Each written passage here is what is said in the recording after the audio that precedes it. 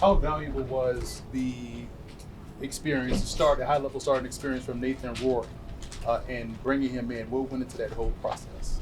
Yeah, well, Nathan, CFL experience obviously speaks for itself, but I think for a guy that, tracking him in Jacksonville last year, knowing that he can operate, a team on the 90-man roster, whether it's as a backup, third string, fourth string, whatever he's called to do in the preseason, he had experience doing it. So I just think the book of business speaks for itself. And hard worker. First day he was here, he's running extra gases and sprints by himself, watching him through the office door. So I'm happy Nathan's here.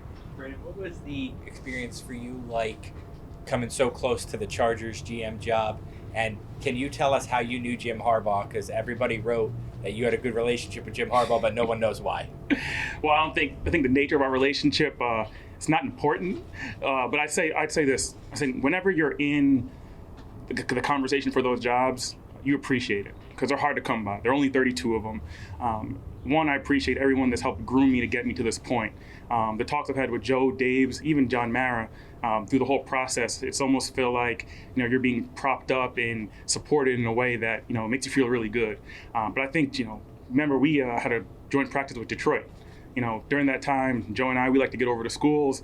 Joe, Tim, Dennis, Ryan Cowden, myself, all went down to Michigan, and you get time just to spend time with other coaches and talk ball, and that's how a lot of the relationships develop. But I kind of leave it at that. But that's really the breeding ground for a lot of relationships.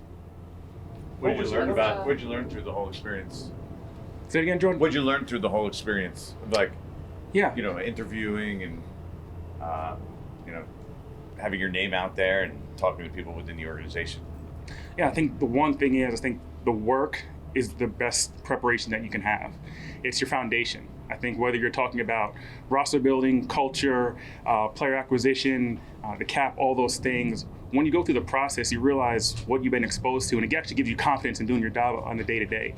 So to me, going through the process lets you know that, hey, all the things that are entailed in doing the job, I've been exposed to, which has been really great. And I tell Joe, more than just being a friend, but being a coworker, he's never shielded anything from me, which to me made itself evident through the process. How do you balance those conversations in your role, which you feel like is best for the Giants, juxtaposed to what the coach feel like is best for the Giants? Yeah, I think the best thing is there's synergy between coaching staff and the personnel department. The wins matter. When we win, everybody gets rewarded. So we look at it from the lens of personnel. We may see something from a short-term versus long-term. Coaches may see it from a short-term lens, and it's our job to educate and share in an open forum of, okay, if we do this in the short term, these are the long-term implications, and vice versa. So I think it's expanding the conversations, and just being on the same page of, if we do this, this is the ripple effect. Brandon, what was it like? I mean, I know you guys look at all positions every year in the draft, including quarterbacks, but this year there was a lot of looking at quarterbacks from everybody. To go through that process, knowing you had a pretty high pick, and then at the end of it, not coming out with a quarterback. Yeah, well, I say when it comes to the quarterback, we treat it like no other position where we're going to do our due diligence. It's negligent if we don't. So we're going to go the whole, call it kitchen sink approach of whether it's private workouts, whether it's live games, whether it's talking to coaches whether it's high school, college, positional coordinators, whenever there's any type of crossover between our coaches that have worked with some of these other former, call it quarterbacks, coaches in the past, we're going to do it. I think when you're picking as high as we did, it's really important to don't leave any stone unturned, because you never know how the draft takes you. And you never want to get caught flat-footed. So we prepare for every scenario, and that's what we did. What interested you in Drew Lock, and what are your impressions of him so far? Well, obviously we saw Drew versus Seattle. A lot of us have seen Drew going back to his days in Missouri, in Denver, and he's got some moxie and competes to him. So I just think with him getting adjusted to our scheme, obviously our offense is not simple. So he's got the whole full gambit of knowing what's different than what he's been exposed to, and just really happy to see him learn. And really, it's going to be one of those things. It's going to be a learning process for him, and it's not going to be overnight. And we're happy to support him in every way we can as we go forward toward training camp. What went into signing Elijah Riley? Yeah, so Elijah, I had prior experience with Elijah as an undrafted free agent back in Philly. There's some crossover. Gobi had him back with the Jets as well. And then just our pro department, led by Chris Rossetti, they always keep on the forefront of what's the best available on the street at different levels for different times of year. And when you look at Elijah, he's West Point grad, Army kid, 31 tests, really bright, has played in the nickel, has played safety, and has been a productive teamer. And you see what he did with Pittsburgh last year when he had an opportunity as an elevation player.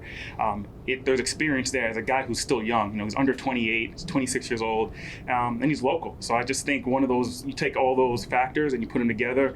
He had a good workout, and it's a platform for him where I think that he can give us a really good showing, and there's a comfort level there from the past people that have had a really crossover with him on different staffs. What's the Hard Knocks experience like? What's the Hard Knocks? Repeat that again, Charlotte. The Hard Knocks experience, what's that been like for you guys as a front office? Yeah, I'll put it this way. It's different at first, and then you go about your day to day. You forget sometimes that you're mic'd, you forget sometimes that the camera's there, and I kind of put it this way. If you're doing something that you shouldn't be doing, you shouldn't have to think twice that the camera's on you. So it becomes a place where privacy goes away a little bit, but if you're always doing the right thing, you don't got to worry about it. You guys didn't draft any offensive linemen, which I think surprised some people. Just why not? Why didn't you come out of this draft with any O-line? Yeah, well, I think a lot of it too, and when you talk about forecasting and projecting, we do that across the board, whether it's in February going into free agency, going into the draft. You know what the landscape looks like. And we knew that there were going to be opportunities in free agency to bolster the whole line. You look at adding Runyon and Illuminor, guys that have been healthy, available. There's some familiarity there. Obviously, Carmbrasilo being here, coming over from Vegas, having time with Jermaine. Where we were in the draft, the positions that we took, we felt great about those guys being contributors for us this year, and knowing that we addressed certain things via the draft, the way things lined up just from resource allocation. We're really excited what we came away with. We're in our 4th year consecutive of spring ball in some iteration, right? Mm-hmm. How is that important to the football ecosystem, and how does it help you within the pro scouting department as a whole? I think right now when you get into the other leagues, it's ever evolving. Whether it's the talent base that's in the CFL versus the supplemental other leagues. When you had the XFL, the USFL, you look at what's best at this time of year and how can it serve the 90-man roster. Not every player is going to make a roster, but can this guy give us a good day's work on the 90-man? Can he be someone that can be in the practice squad? Can he push for a depth role? So everyone has their own, call it ceiling, and it's our job to figure out where do they fit when the need arises for us. Brandon, You've been here from All right, go ahead. you've been here from the beginning when you guys started building this. And Joe came in and built his front office and the personnel department. When you move on to this process now you've gone through 3 different drafts, and you're as involved as anyone. How do you balance the professional and the personal? And what I mean is, you guys didn't have the year you wanted last year. You have a lot of young players out here. You want to see them develop and get to that point. You also have personal aspirations as to you want to run your own thing right now. Together, is there part of you that looks at the timing of this and says, you know what, being a part of this, I want to see this kind of get to where we thought it could be before you start building your own thing? Is there any part of that for you? Yeah, I'd say no different than when we talk to our players. And when I say that, it means, realize your personal goals through team achievement. That's the best way for things to come together, where it's when you win, everybody gets rewarded, right? That's the nature of our business. And I think when you look at where we are, we've turned over the roster where there's a lot of young pieces in our nucleus. And I think when you look at those young pieces, they're at positions of impact. And I think this is an opportunity for all those guys to take another level and take a step in a way that you could say, okay, maybe year 1, year 2, it was starting to turn and we're going through some growing pains. But we expect there to be a jump in performance from guys that may not be household names, but we know that we feel good about as they're developing as young guys that are, like I said, under 28 years old, which is, to me, always a sweet spot. Brandon, when a player like Darius Slayton stays away for a time due to his contract, are you involved in that process at all as assistant GM? And then how do you guys resolve situations like that so that it sends a positive and not a negative message to like the rest of the locker room and to that player as well? Yeah, and right now, Pat, I don't think there's anything negative in terms of Darius. The time here recently has been voluntary, so he hasn't had to been here. One, glad that he's back. Two, gave him a big hug this morning and was like, haven't not seen him for the past duration of the OTA process. So, one, glad Darius is back, and I think when you look at the totality of the message it sends to the locker room, everyone knows there's a difference between the personal and the professional, and not blending how you feel about a person. We all love Darius, and there's sometimes disagreements between families, but you find a way to find common ground, which we did, and you move forward. So, we're happy that he's here, and we're happy to keep moving forward with him. He's back like he never left. What do you think of the NFLPA's considerations to kind of change the off-season workout timing? I think for you guys and us as well, the timing won't be great for families, but just like anything else in this league, when the calendar changes, you adapt and adjust, and the new norm becomes what your schedule is. So I just think if it comes down to something that's not ideal right now, we'll adjust, and then you'll find, whether it's family time, whether it's vacation time, whether it's other things in terms of building out the roster, etc. We'll adjust, and we'll figure out that blueprint, and then we'll start following it. What can you Brandon, there share were a about lot the of- process for Newman? So, What have you shared? What could you share about the draft process for Newman? Because it seemed like he had a different avenue than maybe most of the guys really throughout this tenure for you guys in 3 years. That you didn't have in for a visit here, so you guys did a lot of stuff out there, and I know you were central in that. So I'd say with Tyler, one, can't talk about him without mentioning Hannah Burnett, our area scout. She's done a hell of a job for 2 straight years on Tyler, because we didn't know if he was a guy that would be available last year. So if you look at his book of business, the high-level FBI, his football instincts, ability to take the ball away, the character.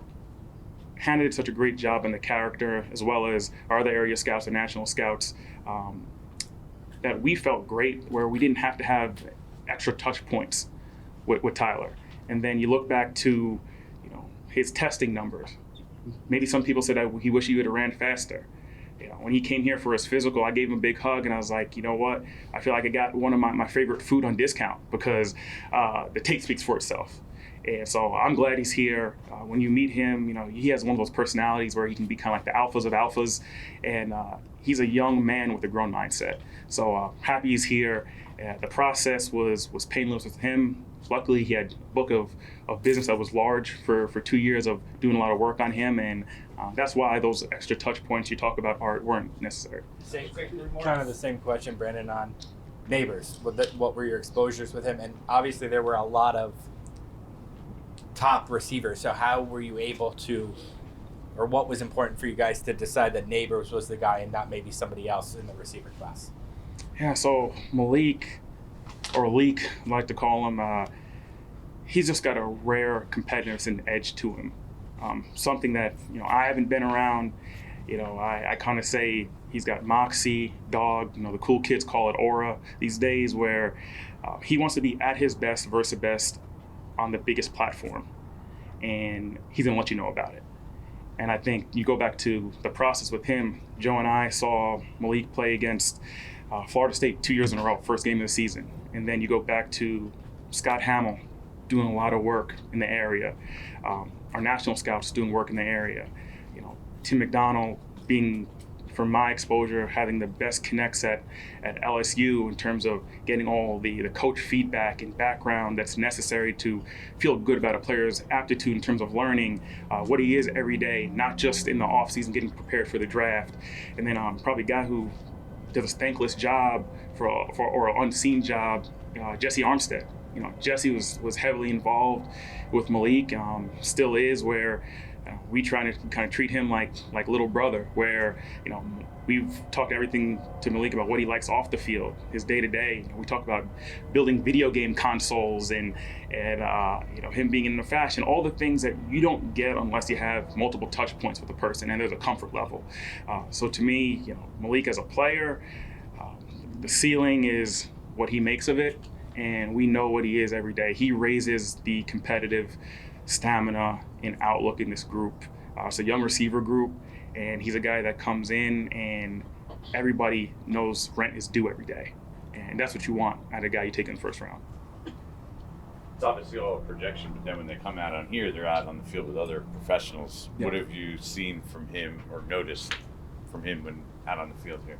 Yeah, Jordan, I think, it's a small sample size right now. Obviously, the hot takes and T-shirts and shorts, not having live one-on-one periods, there's only so much you can take from it. But what I do say is he's a guy who's moved around a lot positionally in our offense that is not easy to grasp, and he's done it seamless. Like it's been like a glove fit for him where he's learning different roles on the fly, and he's making it look like it's second nature to him. So he's a give me more guy. He's handling it. Joe, Dayball, Kafka, Mike Groh, they've all poured into Malik. And I'd say I've worked with Mike Groh for a number of years. I don't think he's given me a larger hug than when we drafted Malik. So everybody's happy.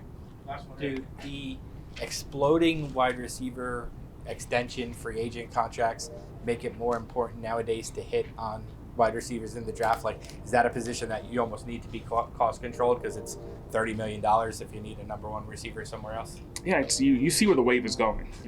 We've talked over the years about projecting the market. You see where where the forecast is, and you don't want to be on the wrong ends of deals. And I think when you look at how young our receiver core is, it's an advantageous position to be in.